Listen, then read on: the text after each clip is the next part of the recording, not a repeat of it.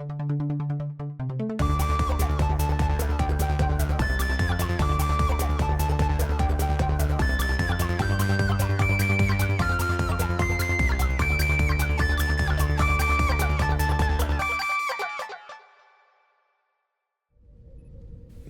of the People, aka Violations, Part 2. The Enterprise is going to help a transport ship that was attacked near a planet occupied by two warring factions. And the conflict is threatening a Federation trade route. The captain of the ship says he wants to transport two people over, and they turn out to be Vez Alcar, a Lumerian ambassador, and his mother Sev Maelor, who immediately gets in Troi's face and says that Alcar isn't attracted to her and not to pursue him. Don't pursue him. I won't have it. I'll stop you. Maelor is played by Susan French, who we've previously seen on this channel as William Katt's crazy aunt in House. She does a good job of seeming crazy in a completely different way in this episode. Also, we see that the show has gotten better at depicting alien races. This time they just smeared paint on their foreheads, instead of the sides of their heads. Alcar tells Picard that he can't arrive on an armed Federation vessel because that would ruin his position as negotiator. But he's shut down because they're all concerned about his safety, aka the Federation trade route, which is why they care about any of this at all. Alcar joins Troi and Worf's Tai Chi class, and I noticed that there are other women in the class, but only Troi gets a super low V-neck again. She and Alcar start getting to know each other, and Alcar discusses his negotiating tactics, saying he feels his way through negotiating. He reveals that Lumerians are empathic, but only with other Lumerians, and Troi says she gets nothing but calm, peaceful feelings from him. He ends up asking Troi if she'll come down with him, because her own empathic abilities could be useful. And when they get back to his room, his mother's waiting and launches into the same attack as before. Have you mated with him yet? What? That's what you want, isn't it? Mother. Riker visits Troi while she mopes in her quarters, saying it's time for the crew evaluation reports. Troi's upset about Alcar's mother and says that her emotions are out of proportion, malicious, and evil. But Riker says that's just how old people are. They get called to Alcar's quarters for an emergency, and it turns out that his mother has died, which is also something old people tend to do. And she is holding impressively still in a strained-looking pose. She's just way better at being still than Brent Spiner in that other episode. It's probably because her joints are so stiff from being old that she just kind of holds any position they put her in. Maybe she actually died. She was that dedicated to her role, and Alcar says she was old and ill. When Troi asks if there's anything she can do, Alcar says there's a funeral ritual that only empaths can participate in. During the ritual, they're both holding rocks, and Alcar touches his to Troi's, transferring a glow and causing her to react with alarm. In her quarters later, she's restless and cancels all of her appointments. And seems to act very much not herself. I wondered if she was being possessed by him. Or maybe the mother's spirit or something. Oh yeah, I didn't think about that. Beverly calls Picard to tell him that she can't find the cause of death for Alcar's mother, and there's no evidence of the disease that Alcar spoke of. But there are high levels of neural something or other. Neurotransmitter residue. That's what I said. Alcar says doing an autopsy is against their customs, and when Picard asks Beverly if the conditions threaten the Enterprise, Beverly says no. So Picard says, leave it alone. I know you want to cut people up, that's why you became a doctor, but just leave it. Troi practices Tai Chi on her own between some mirrors, and starts getting all touchy-feely with herself. She goes to Alcar's quarters and comes onto him, but surprisingly he turns her down, causing her to leave angrily. And she ends up in the turbolift with a random male officer. Later, Riker goes to her room to finish the personnel reports from earlier, and finds the officer leaving in a hurry. And Troi wearing a very revealing outfit. She asks if Riker is bothered by the other guy, and she ends up toying with him for a while, so he leaves. Picard has a meeting with some other Lumerians, and they say that both sides of the conflict keep being aggressive, but agree to meet at a neutral location. In a counseling session, a crew member is venting that a fellow officer is overly critical of her, and Troi just lays into her. Maybe he's just tired of hearing you complain. If you aren't up to it, then you don't deserve to be here. Isn't that right? The woman is clearly upset, but agrees to take her advice and leaves. And I was hoping we'd see her again later, but we never do. So I assume she transferred away. Beverly still cannot let it go and is working with Geordi to dig into the background of Alcar and his mother through the transporter biofilters and medical histories. In 10 Forward, Riker is surprised to see Troi looking all dolled up, with her hair turning gray. She starts accusing everyone of wanting to be Alcar, including his aide. Riker interrupts and pulls her away, and I noticed that Alcar had a really dick expression on his dick face. I haven't wanted to punch someone so bad since the last time I interacted with someone in person. I'm glad we don't live in the same state then. Riker takes Troi to her quarters and tells her he's worried about her. She starts kissing him and then scratches him, causing him to leave.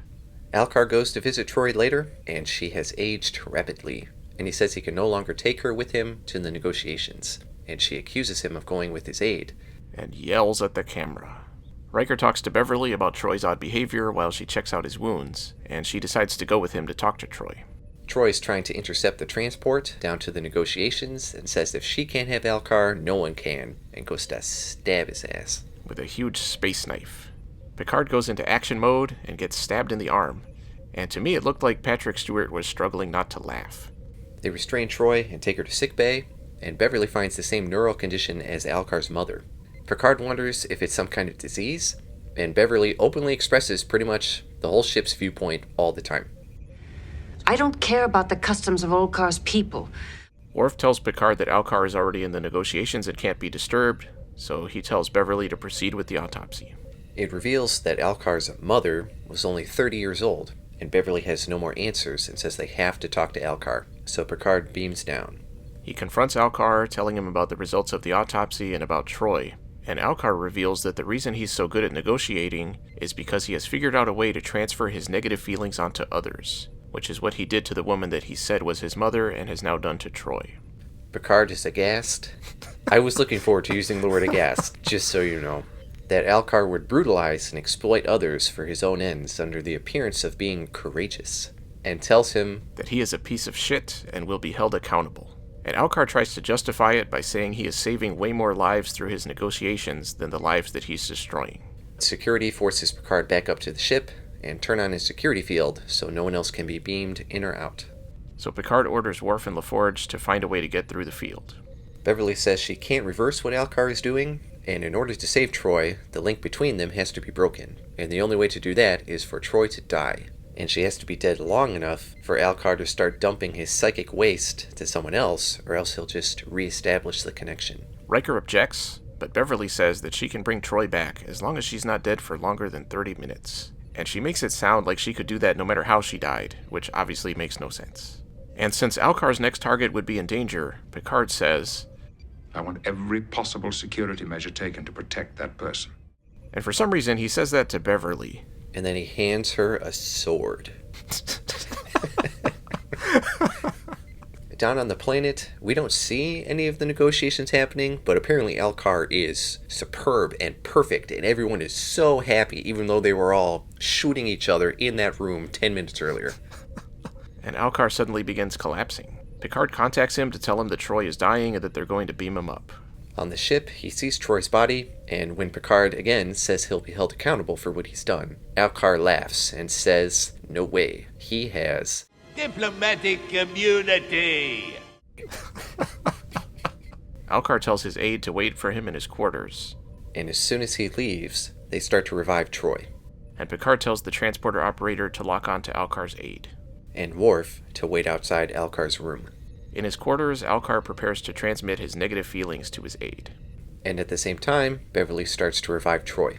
She begins a decontamination treatment that removes the excess neurotransmitters, which I would think they would have done a long time ago if they knew they could do that, and they knew that's what was wrong with Troi.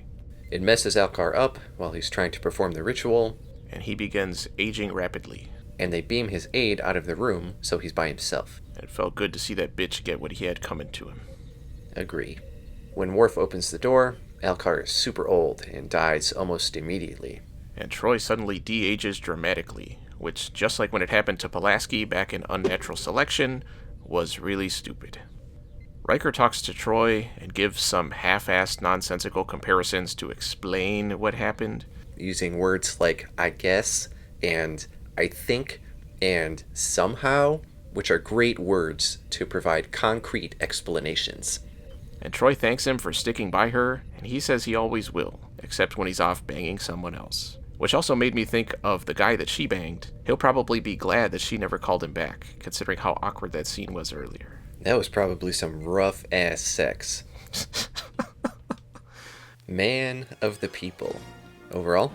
This episode was nothing but stuff we've seen before, not done any better, and if anything, more tedious than before. It really was Violations all over again. There's not a whole lot to say. We barely found out anything about the conflict being negotiated, which didn't end up mattering anyway. I did like that Alcar had some legitimate arguments to make about him helping more people than he's hurting, but his character was by no means compelling. Then there's Beverly killing Troi and bringing her back half an hour later, which I hope is something that comes up again at some point. I hope they say, hey, remember how easy that was? Why don't we just do that again? Basically, this episode had nothing to offer.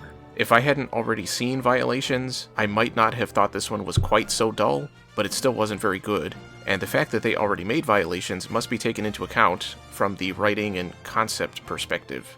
I gave it a D. I also gave it a D. In addition to Violations, I also felt like this brought in some elements from The Price, which again, we've already seen before. It's a discredit to Troi's character to say we're going to give her an episode centered around her, but it's going to be the same thing we already did. I also don't have much to say because we've already said it. I hope that Troi apologized to the woman she ripped apart, or that woman reported Troi to somebody else. And they said, wow, you really do complain a lot. You don't belong here.